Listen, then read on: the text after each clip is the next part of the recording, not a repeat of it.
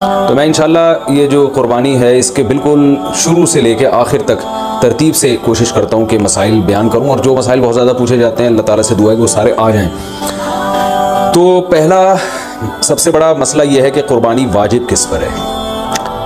कुर्बानी वाजिब किस पर है? लमसम आवाम की सहूलत के लिए एक निसाब बयान करता हूँ जो उलमा बताते हैं। 52.5 तोला चांदी, देख लीजिएगा नेट पर।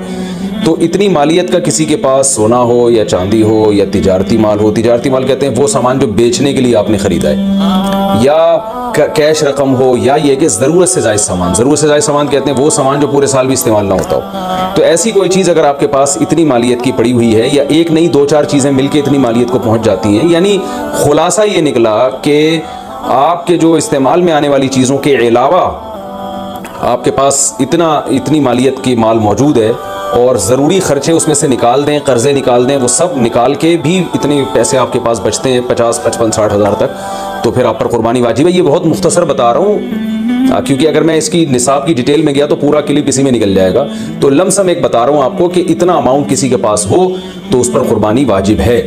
फिर भी समझ में ना आए तो इस बारे में मेरे दूसरे क्लिप यूट्यूब पे आपको मिल जाएंगे, या दूसरे उलमा से आप तफसील पूछ लें, वो इंशाल्लाह आपको डिटेल बता देंगे। क्योंकि निसाब में अगर मैं ज़्यादा डिटेल में गया तो बहुत ही लंबी बात हो जाएगी फिर। तो उस पर कुर्बानी वाजिब है। बड़ा मसला यहाँ पर एक ये उठाया जाता है कि क्या घर का सरबरा अगर कुर्बानी कर ले तो सबकी तरफ से काफ़ी हो जाएगी, या जो भी साहिब निसाब है जिसमें भी इस्तिताअत है उस पर अलग से कुर्बानी वाजिब है। इसमें फ़ुक़हा का इख्तलाफ है। बाज़ उलमा की राय ये है कि एक आदमी अगर घर की तरफ से कुर्बानी कर ले तो सारे अहले खाना की तरफ से काफ़ी हो जाती है, और उसके बारे में बाज़ ताबीईन से आसार मनक़ूल हैं, मुसन्नफ़ इब्न अबी शैबा की रिवायात हैं। लेकिन हमारी राय ये है, और बर्र सग़ीर के उलमा की राय ये है, और इमाम अबू हनीफ़ा रहमहुल्लाह ताला की भी राय यही है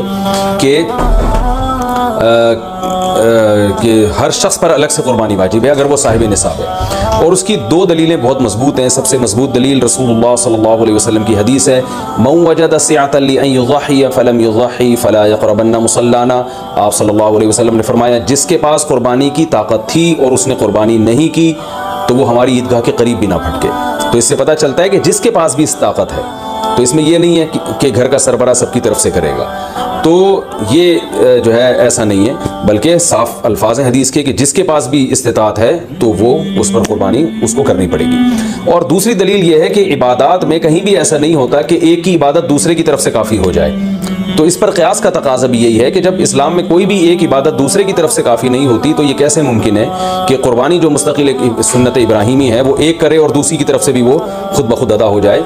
तो ये इसका भी तकाज़ा है। बाज़ हज़रात ये दलील देते हैं कि हज़रत अबू बकर और उमर रज़ी अल्लाहु अन्हुमा कुर्बानी नहीं करते थे। अच्छा सॉरी, ये दूसरे मसले की दलील है। तो पहला तो ये हो गया कि कुर्बानी हर साहिब इस्तिताअत पर लाजिम है। बेगम के पास अगर जेवर है और इतनी मालियत का है तो उस पर भी कुर्बानी वाजिब है। फिर वो अलग बात है कि उसकी तरफ से मियाँ उसकी परमिशन से कर दे, यानी वाजिब तो उस पर होगी लेकिन ज़रूरी नहीं है कि वो खुद करे, उसकी तरफ से उसका मियाँ भी कर सकता है उसकी परमिशन से, इजाज़त से। और मियाँ अपनी तरफ से भी एक कर दे और बेगम की तरफ से भी एक कर दे, यानी घर के एक फ़र्द करेगा और सबकी तरफ से काफ़ी हो जाए ये नहीं है, बल्कि हर फ़र्द को अलग करनी पड़ेगी। वो अलग बात है कि अपने पैसे से करना ज़रूरी नहीं है, वो फ़र्द खुद करे या किसी से करवा दे। फिर जब किसी से कुर्बानी करवाएगा तो उसको पैसे दे, या जो कुर्बानी उसकी तरफ से कर रहा है वो खुद अपने पैसे इस्तेमाल कर ले तो भी ठीक।